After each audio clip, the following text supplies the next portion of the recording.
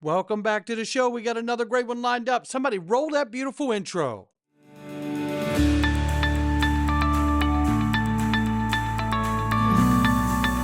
Digital Perspectives with Brad Kimes. Come on in.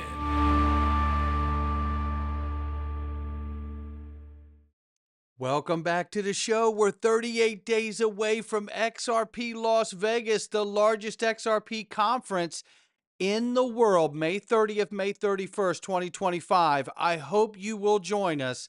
I'm going to show you very quickly here just some of the people you're going to be missing. If you're not ready, take a look here, ladies and gentlemen. Let me get this loaded up here. Website slow today. Cody Carbone from the Digital Chamber. Christian Carlo, the Digital Dollar Project. CEO from Ripple, Brad Garlinghouse. Simon McLaughlin from Uphold. Dr. Chris Brummer from DC FinTech Week, Georgetown Law, and the CEO founder of Blueprint. Kevin Maloney, CEO of iTrust. Stephen McClurg, Canary Capital. Austin King from Omni. Mark Otto from Monerex. Nancy Beaton from Uphold. Keith Grossman from MoonPay. Yorgos Vlachos from Axelar. Dom and Phil Kwok from EZA. We're giving away $25,000 in prizes to the best pitches for projects built on the XRP ledger and the ecosystem. Bitwise is Matt Hogan. Web3 Industries Boone Bergsman. Paul Barron is going to be there on stage and off. David Schwartz, the CTO of Ripple. Johnny Deaton, former senatorial candidate and the general of the XRP family. James Metalawman, founder of Ludlow Street Advisors. Lynette Zhang, Jason Cousins from GlintPay. Andy Scheckman, Miles Franklin. Artur Kajurkalov from XP Markets. And Jake Boyle from Caleb and Brown. Paul Unterberg, Uphold. Anthony Johnson, Uphold. Robin O'Connell from Uphold Enterprise Side. Rox Park from Gearin Labs. Dan Siciliano from Ripple.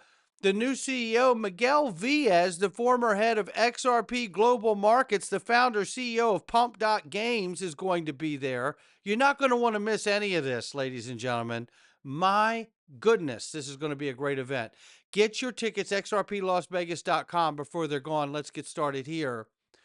$2.84 trillion market cap for crypto. The market's up 1.4.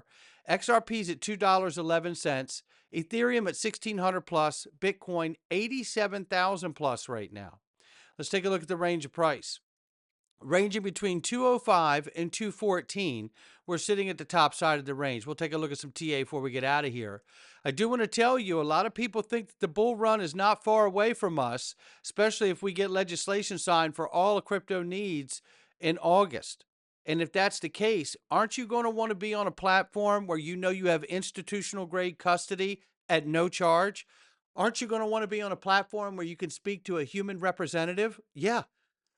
It's exactly what you can do. Go to xrpwealth589.com, click the link, and sign up for Caleb and Brown. You won't believe it. I got to be honest, you just won't believe it. I was on the phone the other night transferring some assets with a representative. Felt incredible just to be on the phone with somebody to make sure I was doing everything correctly, and I was. But just having that extra human on the phone in connection to understand what's going on, it is a game changer. Click the link, get started. Bitcoin has now recovered, they're saying here at Bitcoin Archive. They said the full price dip from Trump's tariff announcement, and now we go higher is what they're saying. So you can see where the tariff on, tariff off. Now here we go. That's what they're saying. We will keep an eye on it. Just in, Planet may believe this exact thing. They just bought another 330 Bitcoin worth 4 billion yen. How about that one? And here we have this. I tell you, shout out to DAI for this one. Scott Melker sits down, talks to this gentleman here. And let me play the clip so you can hear what's being said first. The bad side is, well, sometimes people are looking for a little regulatory capture. And, one of the stablecoin bills says, hey, you have to be a U.S. company holding T-bills in order to be a licensed stablecoin issuer in the U.S. Look, it's clearly designed by U.S. companies to say we don't want non-U.S. companies participating. And I can't think of any reason otherwise that you would make such a policy. Hey, we're a U.S. company. We've got stablecoin initiatives. Wouldn't that be good for us? No, I don't think so. I think we want markets that are open. I think we want markets that are competitive. I think everybody needs to have a fair shot. So this idea that we're not going to allow a company to do a stablecoin because they're not a U.S. company, I think is bad. And yet there are people in our industry lobbying for that. You can probably get there. Yeah, I mean, with it, listen, you're not going to outright say it's Circle, but obviously we have, United States-born stablecoins that want Tether outside the United States. It's not controversial to say that. I mean, it's pretty much an open battle at this point. And actually, I wanted you to comment on that. And then that leads me to another question. But go ahead. Well, this whole problem of regulatory capture. One of the challenges of having regulations is that it allows companies to hide behind regulations to evade competition. And no regulator, no legislator will tell you that that's what they want to accomplish. Certainly American citizens don't want to accomplish that. We want healthy competition. But it's pretty natural once you have the ability to influence what can be put in. Yes, we want the regulation, we want the definition, we want the safety, we want the ability to go build. No, we don't want this selfish regulatory capture. So you just jumped all over my next question, but there's still more to say on that, which is that you mentioned before how the industry effectively came together, backed into a corner, raised the money, influenced the election to some degree, and got what they wanted, right? So we had this sort of interesting situation. Did you hear what he just said? They raised enough money to influence the election. They got what they wanted. Yeah, that did happen. But what we wanted was a level playing field, Scott. And you're putting a shade on it as if that the people with this other gentleman in the conversation, for sure, both of these guys are putting the shade on it that now the regulatory capture is happening, now that this is working out, that there will be a level playing field. Remember, as DAI says here, they had no problem with regulatory capture when it was just Ripple being sued while Bitcoin had regulatory monopoly and Tether was left alone by the same regulators to print away to pump the Bitcoin price. The Bitcoin maxis hate Circle and Ripple and always have, always will. Love how they position it as if Bitcoiners aren't self-interested and doing the same. Never forget, before Trump, Michael Saylor was telling all people there would only be a Bitcoin ETF and all other crypto would be securities. He wanted the Bitcoin regulatory monopoly to continue. They're having a tough time now starting a level playing field competition from better technologies in the face of it all. That's exactly what's going on here. And I tell you something, and they better stop sour graping and start figuring out a real use case utility for the Bitcoin. Because the one I come up with is that you get it onto the XRP ledger, which it has been since 2014. Put all pre-mined Bitcoin on the XRP ledger and it gets the same settlement time as XRP. How about that one? Yeah, the maxis don't like that kind of talk. But you know what? Here's John Deaton, and he's calling it right here. Ethereum is getting flipped by XRP. Come on in. Long story short, it's about real world utility and Ethereum. It's slow, it's expensive, and quite frankly, the community has lost a lot of momentum since the Donald Trump election. What are some of your thoughts as to why XRP may pass Ethereum? Well, the lawsuit suppressed a whole lot of stuff. Let's remember January 2018, XRP was briefly number 2. Even after the Hinman speech, which was June 14th, 2018, where Bill Hinman gave, the free pass to Ethereum. Even after that, in October of 2018, briefly, XRP flipped Ethereum. And so, listen, people that love ETH are going to be mad at me, but I'm just saying it what it is. Ethereum blew the greatest regulatory advantage of any asset class that I'm aware of. That speech gave clarity to Ethereum and Bitcoin. And since Bitcoin doesn't have smart contracts and all that kind of stuff, it was the biggest regulatory advantage you can imagine. And I just see people losing faith in Ethereum for whatever reason. I think Ethereum is going to survive and do fine, but I do believe XRP will flip it. I know this community, and I can tell you, He does know this community. And I tell you, I think he's making a good point there. And if we get the legislation that we've talked about by August, I think that's a real conversation that could take place, maybe even in the leading up to the legislation here. Remember, we're closing in, right? So we're in almost the end of April here. So, May, June, July, August, we're 4 months away here. This is getting super exciting to me. All Things XRP put this out, and I think it's a great reminder here. Ripple might not be launching one stable coin. Now, we know about the real USD, but they could be building an entire ecosystem of them. A new job listing on Ripple hints of exactly that. As it says, the work that will be done for one of the new job opportunities at Ripple is, in this role, you will have the chance to help shape and drive our product and go-to-market strategies with a specific focus on Ripple's USD, real USD, and other possible Ripple stable coins. Real USD is our USD denominated stablecoin created with trust, access, and compliance at its core.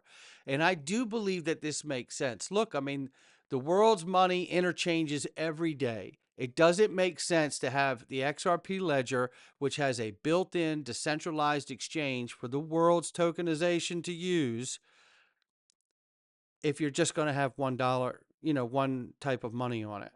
Right? This is designed to house and trade and settle the world's money and everything of value. So I do think that this is where this is going. And I do think that this is an indicator of bigger things to come. Super excited to see what unfolds.